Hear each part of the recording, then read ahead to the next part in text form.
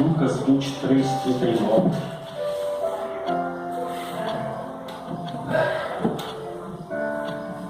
Quem achou, diga amém.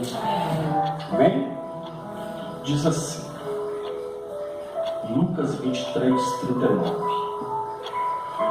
Um dos malfeitores crucificados blasfemava contra ele, dizendo: não és tu o Cristo? Salva-te a ti mesmo e a nós também. Respondeu-lhe, porém, o outro, dizendo: nem ao menos temes a Deus, estamos sob igual sentença. Nós, na verdade, com justiça, porque recebemos o castigo que os nossos atos merecem, mas este nenhum mal fez. Diga, nenhum mal fez. E acrescentou: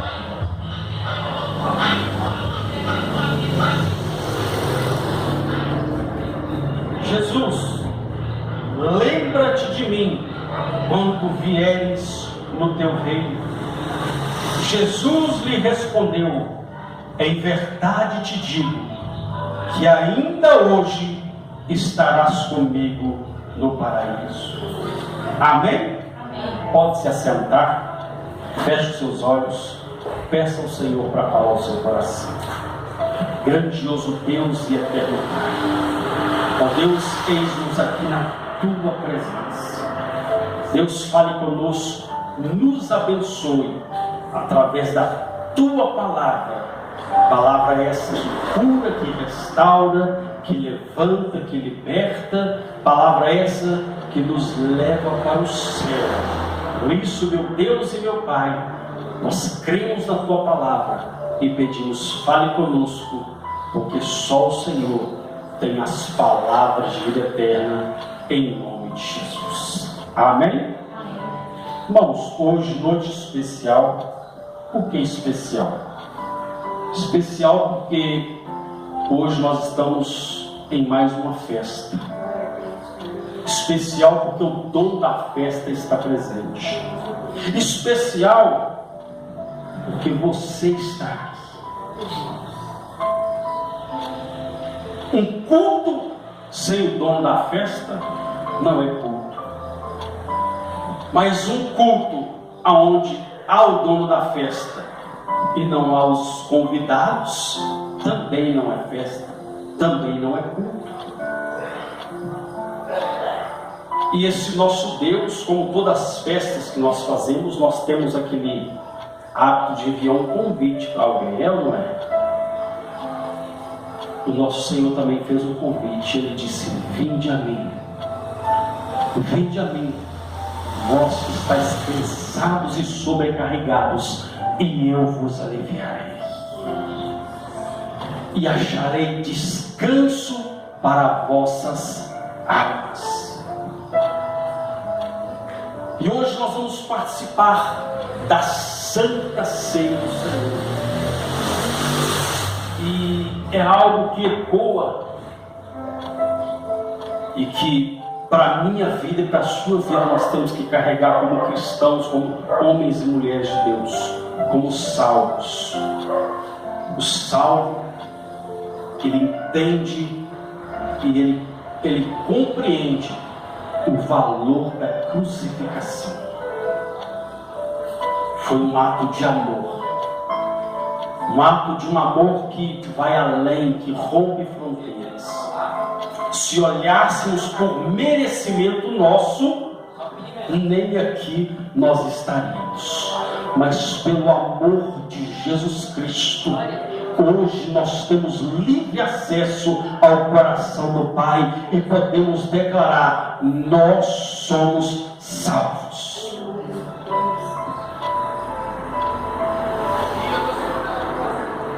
E nós lemos aqui o texto aonde a Bíblia fala do momento da crucificação de Jesus.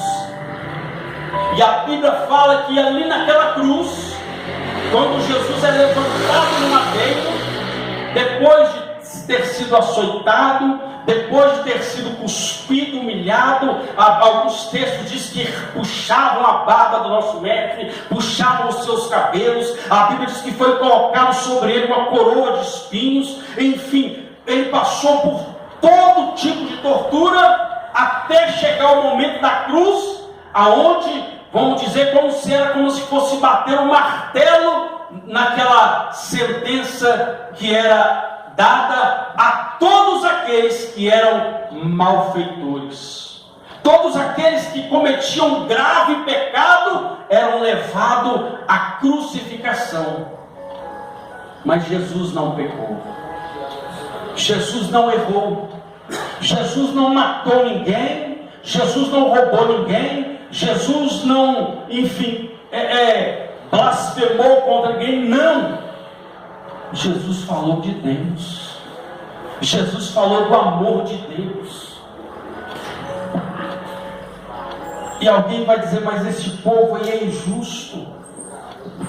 Para quem não conhece o amor de Deus, para quem não aceita o amor de Deus, para eles a injustiça é justiça. Para eles, não respeitar a Deus é o certo. Aí a Bíblia diz então que Jesus é colocado ali naquela cruz, do lado, ou seja, no meio de dois bandidos, dois malfeitores. Mas tudo isso já estava escrito no livro dos profetas. A Bíblia diz que ele foi contado com os malfeitores. E lá estava Jesus. E de um lado havia um bandido, um assassino, do outro lado, da mesma forma.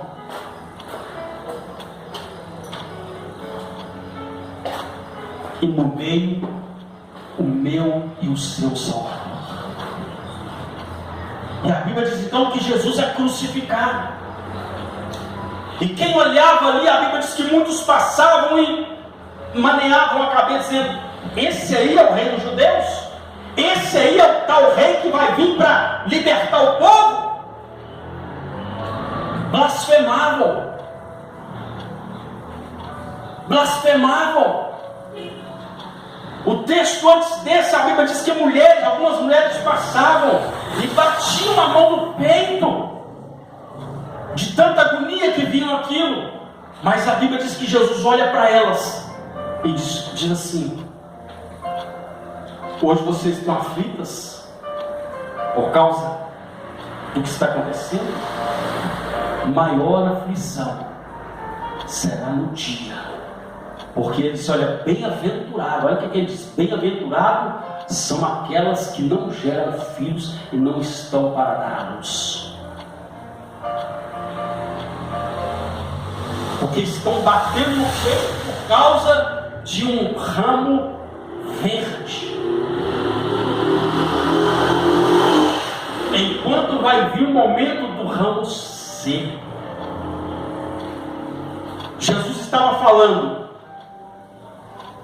vai vir um tempo que isso que vocês estão sentindo, vocês mães estão sentindo, Jesus estava alertando, que vai ser pior do que a dor que vocês sentem hoje. E Jesus disse, olha, vocês vão desejar que os montes caiam sobre vocês, de tamanho espanto.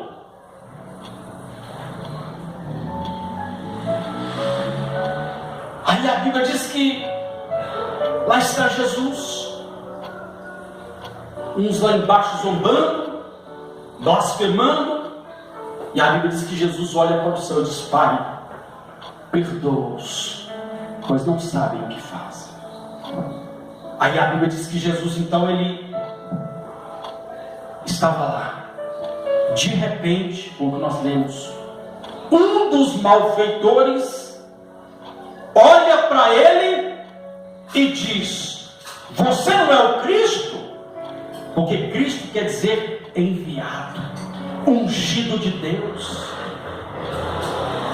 Você não é aquele enviado de Deus? Você não é o Cristo? Aí eu começo a pregar falando acerca, dos resultados da crucificação de Jesus.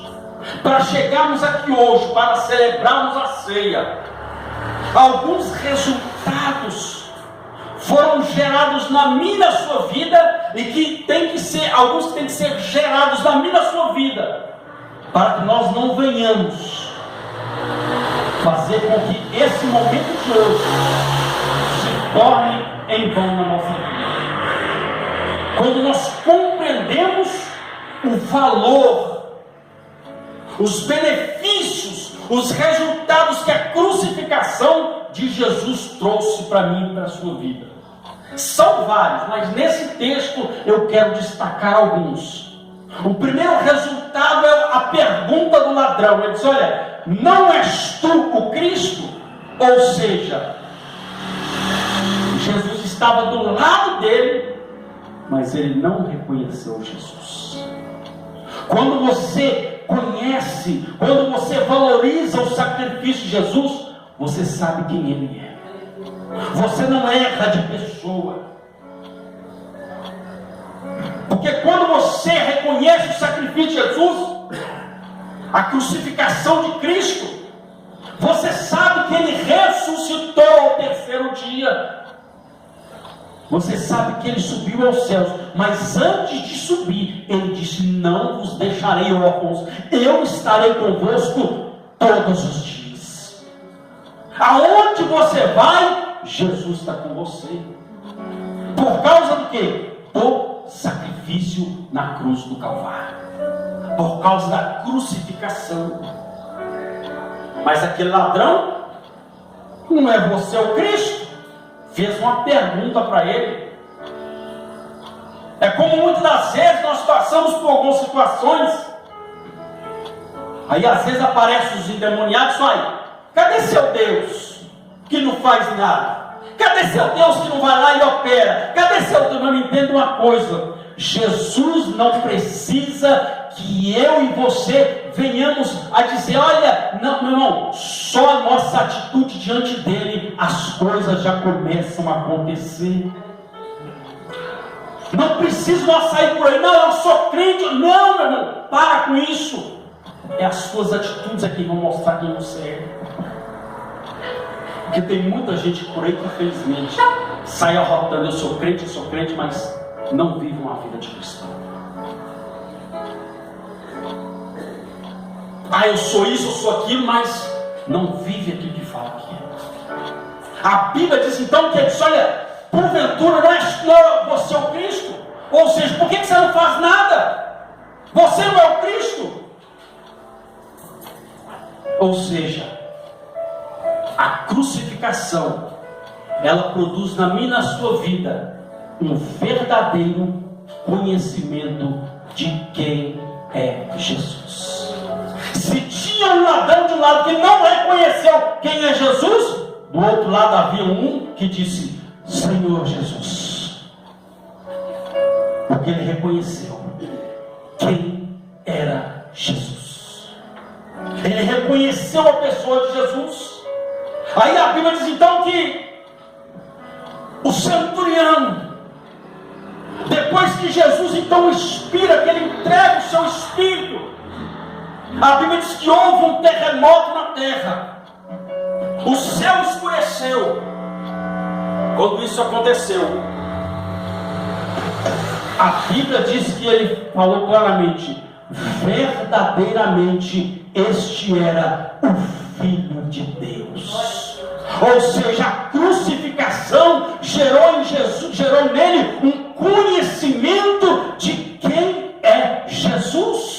Porque estava escrito acerca de Jesus, ele entendeu: quem no mundo entregaria a sua vida para morrer no meu lugar? Quem faria isso? E ele disse: verdadeiramente, esse era o Filho de Deus. Porque já falavam que ele seria levado ao matadouro como uma ovelha muda. Ele não abriria a sua boca. Então a crucificação produz na minha e na sua vida conhecimento de quem é Jesus. Segundo, a Bíblia diz que esse ladrão olha para ele e diz: olha, nem ao menos neste momento que nós estamos passando, nem ao menos neste momento, você teme a Deus? Nem assim no momento da dor. Porque, meu irmão, entenda uma coisa: a crucificação era um método de tortura, é o pior que tinha naquela época. E nem assim aquele ladrão temeu a Deus. Ele disse: ué, você não é o Cristo? Salva da cruz e salva nós também. O texto diz isso. Desce da cruz e salva a gente também. Mas o outro disse: nem assim você teme a Deus? Diga, o sacrifício de Jesus, a crucificação, produz na minha vida o temor a Deus. Temor a Deus. A Bíblia diz que o temor ao Senhor é o princípio da sabedoria. A Bíblia diz que o temor ao Senhor é fonte de vida que nos livra dos laços da morte. Tem muita gente que está morrendo na sua vida. Pastor, não, às vezes está morrendo, a família está morrendo, a vida espiritual está morrendo, enfim, as coisas à sua volta estão morrendo e ele não percebe que está voltando. Temor a Deus. Leva as coisas de qualquer jeito, faz do seu jeito, da sua maneira, não quer saber o que Deus acha e simplesmente vai ser assim, acabou. Falta de temor a Deus. Que a Bíblia diz então que o temor ao Senhor, ele nos leva ao serviço. A Bíblia diz claramente: servir ao Senhor com temor. Tudo que nós somos fazer para Deus tem que ser com temor, tem que ser com obediência a Deus. O temor é a reverência, o respeito para com Deus. Se eu quero viver do meu jeito, da minha maneira, da minha forma de pensar, sem se importar com o que Deus pensa, com a vontade de Deus, as coisas à minha volta começam a morrer. Começa tudo a sair fora do lugar. Aí eu pergunto: meu Deus, mas por que isso? Falta de temor. Aquele homem estava, meu irmão, estava à beira da morte. Porque diz a Bíblia que eram poucos que chegavam até esse momento. Tinha uns que no momento antes de ser colocado na cruz já morriam. Tamanha era a dor, tamanha era a afronta, tamanha era o castigo. Tinha muitos que nem chegavam a ser colocados no madeiro. Só que eu entendo uma coisa: os dois estavam lá, estavam vivos. Sabe por quê? Porque aonde Jesus está, a morte não tem lugar. Aleluia. Aonde Jesus estava lá no meio, enquanto Jesus estava ali, não tem morte. Por isso Jesus, olha, onde estiverem duas ou mais pessoas reunidas no meu nome, eu estarei ali no meio. Porque aonde Jesus está no meio, a morte não opera. Não tem poder para a morte. Aqueles homens poderiam ter morrido antes de chegar ali, mas eles estavam na mesma trajetória que Jesus. Foram crucificados no mesmo momento que Jesus. Então, aonde Jesus está, a morte tira férias. Aonde Jesus está, a morte não tem legalidade. Aí a Bíblia diz então que aquele homem não temeu a Deus nem na hora da morte, mas aquele que estava ali, que reconheceu quem é Jesus, ele temeu. Nem na hora da morte, nem nesse momento fatídico da sua vida, você teme a Deus. Aí a Bíblia diz que ele continua dizendo: olha, nós recebemos o castigo que os nossos atos merecem. Nós recebemos castigo que os nossos atos merecem, mas esse é justo. Esse é justo. O que a crucificação produziu na vida daquele homem e que produz na minha e na sua vida? Nós entendemos que ela produz na nossa vida o conhecimento da lei da semeadura e a nossa posição diante de Deus. Ele reconheceu, olha, se nós estamos passando por isso, é porque aquilo que nós fizemos lá atrás nos trouxe até aqui. O que ele fez para merecer isso? Aquele homem reconheceu a justiça de Deus diante do momento da crucificação do nosso mestre. Ele reconheceu a lei da semeadura. Só que enquanto a vida, por isso que eu disse, enquanto Jesus está ali, a morte não tem. Enquanto a vida, a oportunidade. Repita comigo, enquanto a vida, a oportunidade. Jesus estava ali, aquele homem, Senhor, nós estamos passando por isso porque merecemos. Estamos passando por isso porque plantamos. E a Bíblia diz claramente que tudo que o homem plantar, isso com certeza ele vai colher.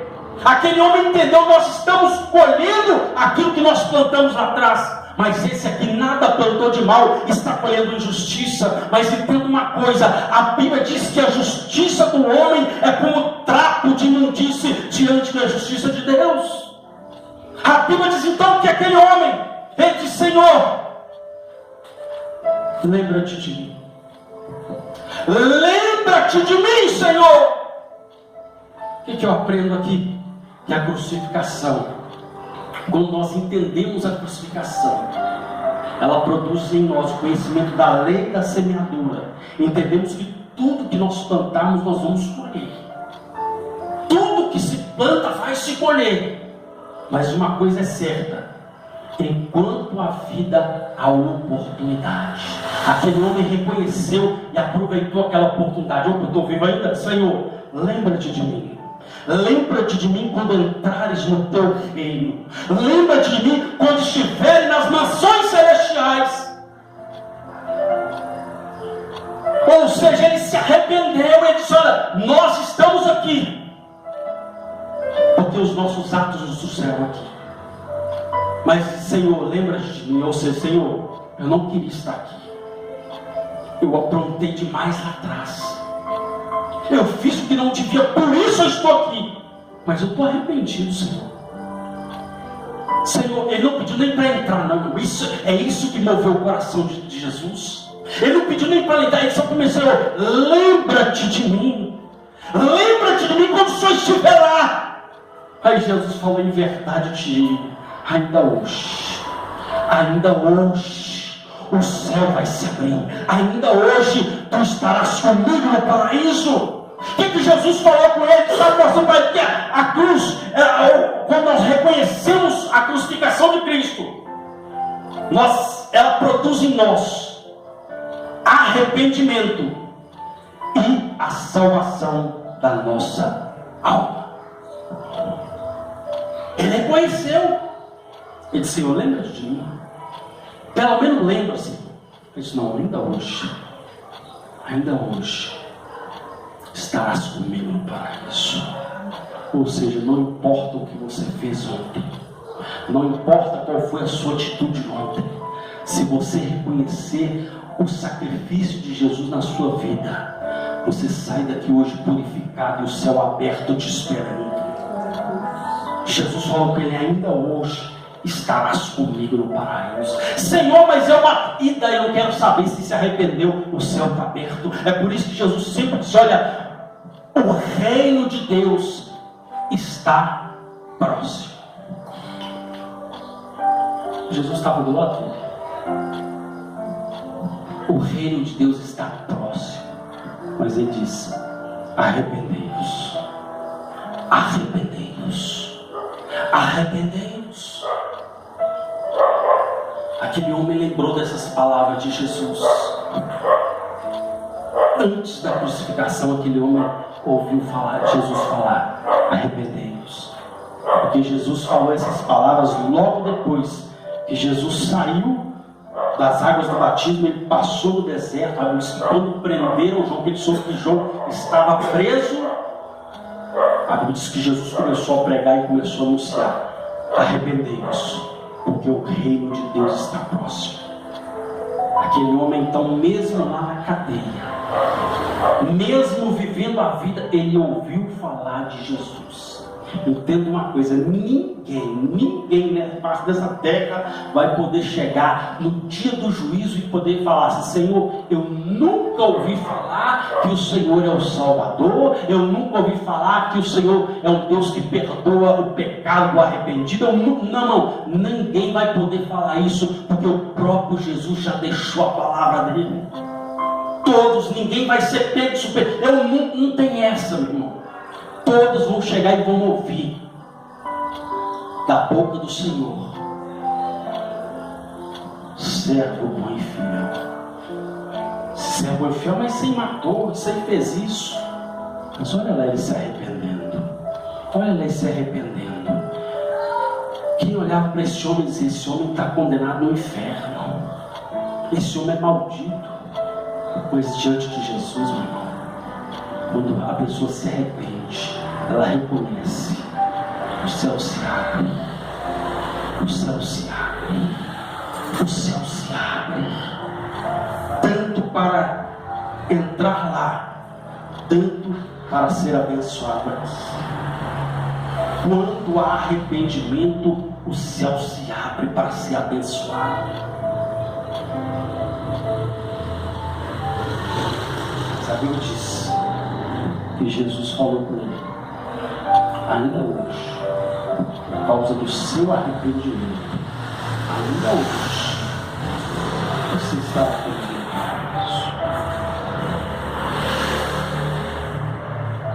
Então entenda uma coisa: a cada dia temos que valorizar o sacrifício de Jesus. A cada dia temos que valorizar tudo que ele fez para que hoje nós pudéssemos estar aqui para participar da mesa do Senhor.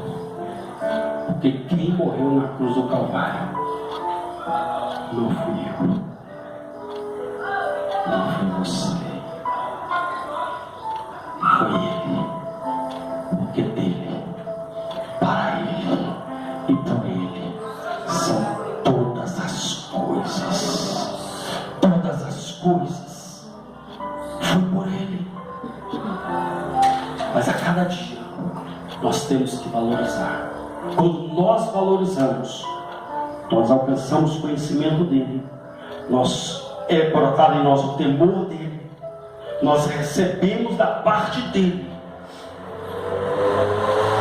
o entendimento, até mesmo para plantarmos no lugar certo, na hora certa, no momento certo, e para colher as bênçãos dele na nossa vida. E também entendemos uma coisa: que quando nós nos arrependemos, por mais que seja, como diz por aí, o seu pecado seja o pior da face da terra, por causa da crucificação, ele derramou o sangue dele.